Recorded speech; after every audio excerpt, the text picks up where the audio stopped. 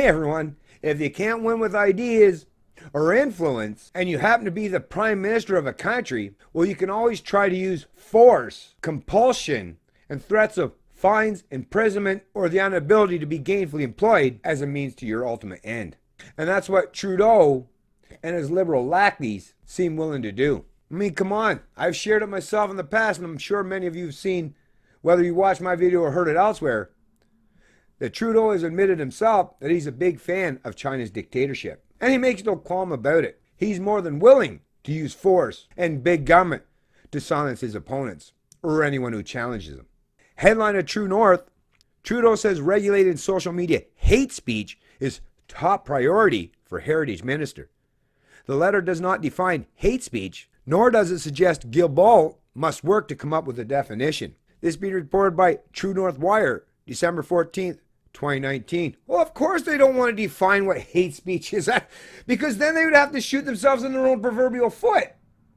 And that would probably be quite painful. That's the thing with these hacks, not just in the media, but in the political elite, in the ruling class in this country, is they want so desperately to shut down, silence, or suppress the voices of their opponents, but they know damn well if you try to entrench or establish that or enshrine that in law in any way, no matter how you define hate speech, it means you're going to have to put a big old piece of duct tape over your own mouths or punish your own supporters, which probably isn't going to work out beneficial for anyone. So they want to keep that description, that definition, open to interpretation based on their own whims or how they want to yield that as a blunt instrument to deny any opposition.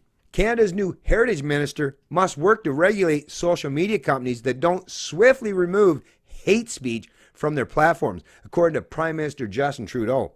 Trudeau's mandate letter for Minister Stephen Guilbeault was released Friday morning, laying out what Trudeau sees as being the top priorities for the file. Quote, "You will create new regulations for social media platforms, starting with a requirement that all platforms remove illegal content, including hate speech, within 24 hours or face significant penalties," wrote Trudeau. Illegal. Who writes the laws? Oh, those who are part and parcel of government, who are part of the ruling establishment. So whatever they deem illegal, that's the problem with legality when it's separated from morality or universality, is it's open to interpretation and something that every tin pot dictator has ever used as a means to their ultimate end, or how they want to rule over or govern large swaths or large populations in their respective countries or states. Don't forget, folks, everything Hitler did during his term as the leader of the National Socialist Workers' Party Union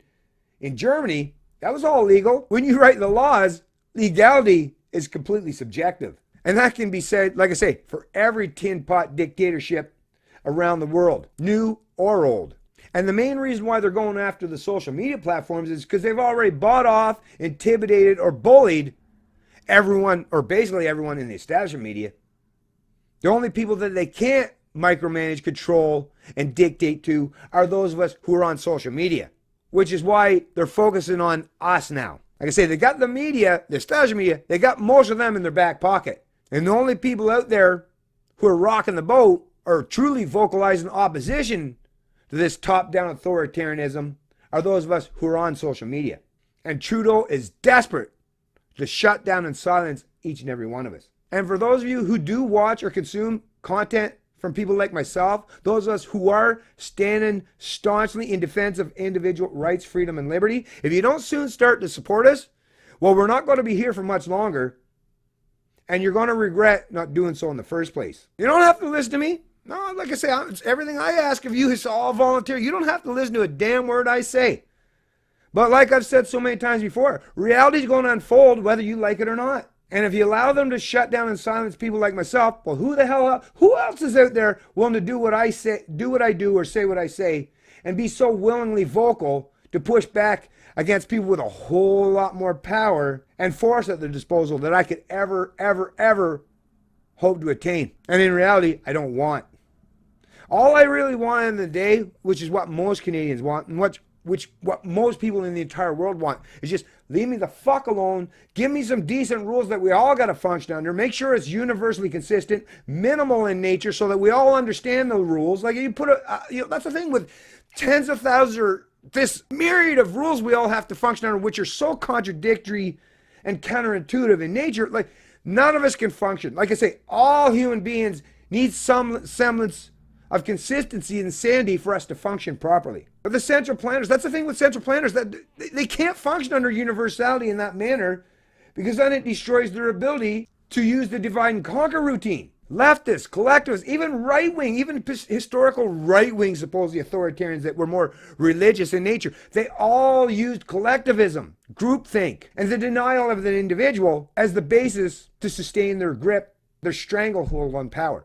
It has always been, folks, the individual, the lowly individual, people like myself who are willing to challenge these authoritarians, these collectivists. And like I say, if you don't want to support us, you don't have to. Like, that's the thing. You don't have to do it. But when our voices are silenced and suppressed or denied, who is left? Who are you going to pivot towards then? I'd like to get an answer to that question in the comment section below, which is where I'll place this article. Yeah, I'm not going to read any more from it, because really at the end of the day, I mean, I've talked so much about freedom of speech.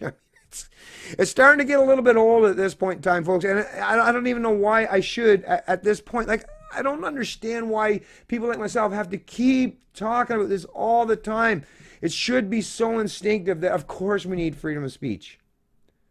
Of course, we should push back against this stuff. But like I say, there's so many people that benefit from this top-down central planning and authoritarianism that they'll deny their own freedoms and their own rights for some comfort, for some safety, or some semblance of security, or at least the pretense thereof, from their benevolent overlords or central planning masters.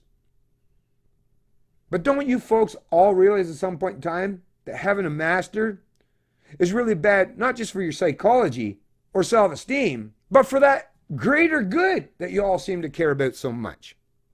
It's Canadian Libertarian, and I love liberty.